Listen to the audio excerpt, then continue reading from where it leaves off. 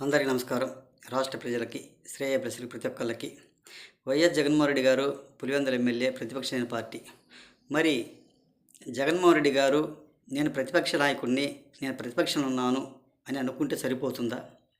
మరి జగన్మోహన్ రెడ్డి గారికి రాష్ట్ర ప్రజలు ఓట్లు వేయాలి, ఓటు ద్వారాగా ఎమ్మెల్యేలు గెలవాలి, అలా సీఎం కావచ్చు. ఒక సాధారణంగా నేను కూడా సీఎంనే, నేను కూడా పిఎంనే అని అనుకుంటాను. అనుకుంటే నేను అనుకుంటే సరిపోతుందా? ఒకసారి చెప్పండి. ఏది ఏమైనా ప్రజలు ఇవ్వాలి కదా. ఆ స్వామికి ఒక్కసారి చెప్పండి. ప్రజలు ఇవ్వకుండా ఎలా సాధ్యపడుతుంది, ఎలా అవుతుంది? మరి వైఎస్ జగన్మోహన్ రెడ్డి గారి తల్లిగారు విజయమ్మ గారు, ఆమె దేవుణ్ణి వేడుకొని ఆ దేవుణ్ణి ఆశీర్వాదం ఇచ్చింది.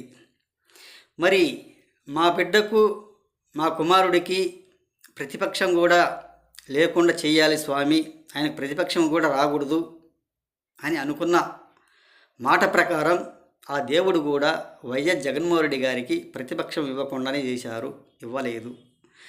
మరి ఆయన తల్లి మాట ప్రకారం ప్రతిపక్ష హోదా కూడా లేకుండా చేశాడు ఆ భగవంతుడు, ఆ యేసయ్య వాగ్దానం ప్రకారం, ఒక బైబిల్ ప్రకారం, బైబిల్లో చూసుకున్న ప్రార్థన ప్రకారం ఆయనకు ప్రతిపక్షం కూడా లేకుండా చేశారు.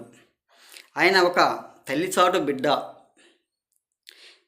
జగన్మోహన్ రెడ్డి గారు అలాగే చేశాడు, అలాగే ప్రవర్తించాడు. ఒక మూర్ఖత్వంగా, ఒక సైకోగా 5 సంవత్సరాలు పరిపాలిస్తే ఆయనకు అధికారం ఇచ్చినందువలన రాష్ట్రాన్ని సర్వనాశనం చేస్తూ వచ్చిన వైఎస్ జగన్మోహన్ రెడ్డి గారు, ఆయన చేసిన అక్రమాలు, ఆయన చేసిన లిక్కర్ స్కీములు, ఆయన చేసిన వాళ్ళ ఎమ్మెల్యేలు చేసిన ఒక బియ్యం గోడౌన్లు, ఒక పనికి మాలిన మాటలు మాట్లాడుకుంటూ సింపతి పొందాలంటే, అధికారంలో ఉన్న వాళ్ళను విపరీతంగా విమర్శించుకుంటూ ఒక సింపతి పొందాలంటే రాష్ట్ర ప్రజలు ఊరుకోరు కదా. ఏది ఏమైనా రైతులను సాధారణంగా సర్వనాశనం చేశారు. మొన్నటికి మొన్న ఎక్కడో పోయి ఎక్కడ రైతులను కూడా చాలా ఇబ్బంది పెడుతూ ఒక ఏమిటి అవి, ఒక మామిడికాయలు లాంటివి రోడ్డు మీద ఊరక టన్నులు లోడ్లు తీసుకుపోయి సర్వనాశనం చేశారు. అది ఎలా సాధ్యమవుతుంది? ఎంతవరకు సాధ్యమవుతుంది? ఒకసారి చెప్పండి. వాళ్ళకు ముందే గిట్టుబాటు ధర కుదరక వాళ్ళ ప్రభుత్వంలో ఎంతో సర్వనాశనం అయిపోయారు. అలా చేయటం ఎంతవరకు మంచిది, ఎంతవరకు సవాబు? ఒక్కసారి ఆలోచించండి. రైతులను అలా చేయటం ఎంతవరకు సవాబు? అది చాలా వరకు మంచిదా? అలా చేయటం ఏమిటి అనేది ఒక్కసారి ఆలోచించుకోండి. ఆ రైతులు పాపం ఎంతో ఆవేదనగా, ఎంతో బాధపడుతూ, ఏంటి జగన్మోహన్ రెడ్డి గారు ఎలా చేశారు, ఏ విధంగా చేశారు, ఎందుకు వచ్చారు, ఏం పనికి వచ్చారు, ఎవరు రమ్మన్నారు జగన్మోహన్ రెడ్డి గారిని, ఇలా చేయటం ఏమిటి అని తెగ బాధపడిపోతున్నారు. ఒక్కసారి చెప్పండి.